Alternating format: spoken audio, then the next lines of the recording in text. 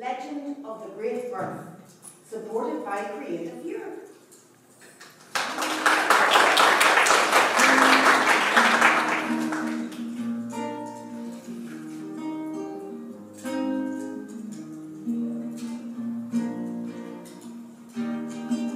The wood burns, the metal rusts, so darling wants to become of us. When the weather turns and they say that it must, we'll need coats for the both of us. What is there? It's full of holes, and there's no heat in this abandoned house. We go alone, out on our own, but darling wants to become of us.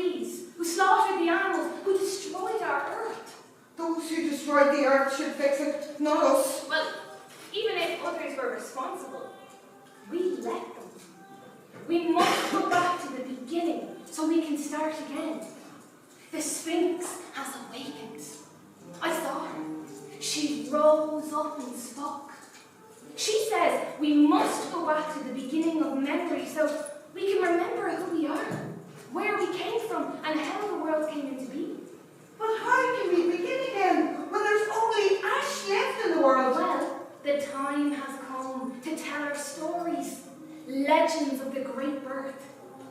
The story of how the universe came to be has many possible versions. Some believe a big bang created the universe, that all the elements came together and exploded out. Others believe the ancient gods created the universe. There are many different versions, and yet they're all quite similar. Listen. In Greek mythology, the world was created by the deathless creatures. In the beginning was Chaos, who arose out of nothing, giving birth to Eris, the darkness, and Nyx, the night. Eris and Nyx gave birth to Hemera, the day, and Ether, the atmosphere. Then Chaos gave birth to Gaia, Mother Earth. Mother Earth created Uranus and took him as her husband. And together, Mother Earth and Uranus created the world. Their children were the Titans, that monstrous band. Uranus was so disgusted at the cruelty of his children that he banished them to a pit in the centre of the earth. Gaia, Mother Earth, was so angry, she ordered her son Cronus to strike his father and cut him to pieces. As he died, Uranus screamed, "Murderer!" and prophesied the same fate would befall Cronus. Cronus laughed, and he decided to eat his children one by one. He ate 4 of them, but their mother Rhea managed to hide their 5th child, Zeus. She replaced Zeus with a large stone. Cronus ate the stone and died, but not before puking up all 4 children he had eaten: Demeter, Hera, Hades, and Poseidon. And together with Zeus, they banished the world of evil. Zeus and his siblings waged a mighty war against the Titans. Zeus, in his victory, brought peace and harmony to the world. Zeus decided to share his power with 12 other gods, and they lived on Mount Olympus, presiding over heaven and the universe. Then Prometheus, the great Titan, was born, and he created the human race as a replica of the gods. He stole fire from Mount Olympus to give to mankind, and so life on earth was born. Shh! Listen! What is it? Can you not hear? I hear music, drums. They're coming this way. I know them drums. They're from the north, from the ice. The ice? Where are these from? Oh, well, in the times we live in, the less others know about you, the better. That is wrong. For all his wisdom, man has forgotten how important the meaningless of togetherness is. Man has morphed into an eagle, living alone. Millions of people living alone. We must recover what we've lost. We must rediscover our togetherness. Look out for each other. Tell me your story. I am Ymir from Norway. I was born by 2 parents, Father Ice and Mother Fire, and nursed by a cow, a Dunga. She gave me milk to feed on, and I become the mighty Ymir. But I am taken down by my own children, by Odin and his 2 brothers, Bur and Bor. Just like those Greek stories, the sons killing the father, slaughtering him to take power, so too I am taken down by my own children. They've used my body to create the world as they wanted. My flesh is the earth, my blood the seas, rivers, and lakes. My bones are the towering mountains, my head is the heavens, and my hair is the sky and the clouds. The history of our world is one of blood and sacrifice, endless war, death, murder. Life is a struggle, a conflict. People are hungry, thirsty, judging one another. We live in chaos, an abyss, an inferno of fire and ice where the water is polluted and the air poisoned. And because of hatred of the other, of anyone who is different, and because of this hatred, all we do is fight. War, repeated over and over. The fire melting the ice freezing the fire. And yet, each time the world seems about to end, it is reborn. So we have hope. We can create a dreaming site, a place, a story of survival and solidarity for people who are fleeing from persecution to create a better world. We can knit together a space for everyone to share. And we can do that by continuing to share our stories. Do you know Eurynomé, Italian goddess of the ocean? Coming out of the sea, and like a good woman, she rolls up her sleeves and straightens up the world, which was in chaos, upside down, shaping the sea, the sky, and the earth. And in the place where the waves crash up against the earth, she dances. She caresses the wind, and it caresses her back. And the breath blows on her spine and creates in her an egg. A miracle happens. She does not bear a child, but a universal egg within which everything is created. Eurynomé turns into a dove, flies down, and places the egg onto the earth. But the serpent, Ophion, is crawling along the earth, soaking up all of its wisdom. It coils around the egg until it hatches. The egg splits in two, and out of the egg come the planets, the moon, the stars, the earth, the mountains, the trees, the rivers. All of the birds with all of their feathers, and those four-legged animals, and that two-legged beast, man. All children of Eurynomé, who in her triumph ascends to Mount Olympus to live as a god.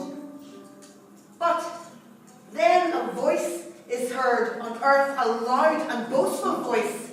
All you see here is mine. I created it, and I own it! It was the serpent, boastful and swaggering, arising to live with the gods. But the humans rebel, full of terror and rage, and the heavens quiver. Get back to your hole, snake, and if we see you in this world again, we will crush you.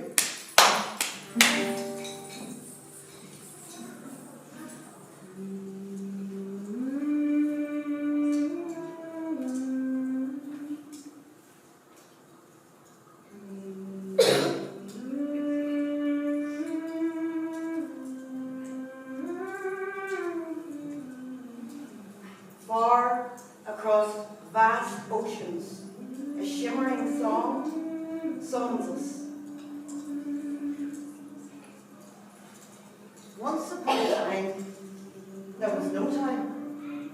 There was a place that was nowhere, with no earth, no water, no air, and no gods, humans, or animals. There was only a vast emptiness, the depths of nothingness, a deep, eternal quiet. And across this dark and ultimate silence, a whisper grows, flowing steadily across the endless black until it becomes a sound, and the sound becomes a song. The Iron Moor, the great song, singing the darkness into light.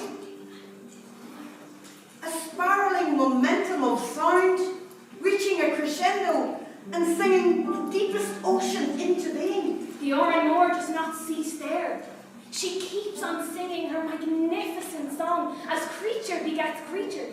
And more come out, emerging from the song. An ocean of white seahorses heading towards a distant shore. The song is simply there, singing the darkness into being. And out of the song emerges a she-woman, the eternal spirit of the Iron Moor, becoming one with her creation. Her name is Ladra, the White Ancient. She sings the sky into being, and in a furious storm, the wild seas fly upwards. The white waves sprinkle a million stars into the black sky. A star falls to earth, creating a string of islands. And as Ladra walks upon the earth, from her feet spring the eternal and ancient sights. A sea folds, and growing upwards towards the ancient sky, an oak tree is formed. And in the oak tree, the gods are born.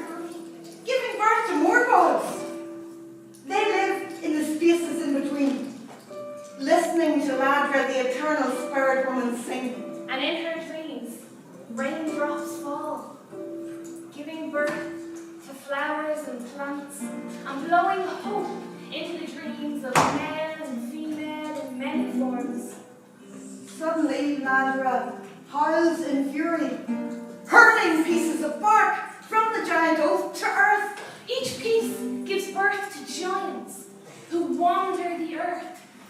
They come to rest and lay down in places where they fall asleep and over centuries become mountains. The Oran Moor sings on today, Filling creation with its divine harmony. flowing through the giant mountains, Invisible worlds and submerged cities. mystic waters and sacred wells, And through every living creature, an invisible life force, for with all all who want to hear its song. The Celtic gods were man, woman, they, equals, warriors, and wise druids, with a tradition of wisdom connecting us to nature and to the spirit of our ancestors. remember those names. Strive for your dreams.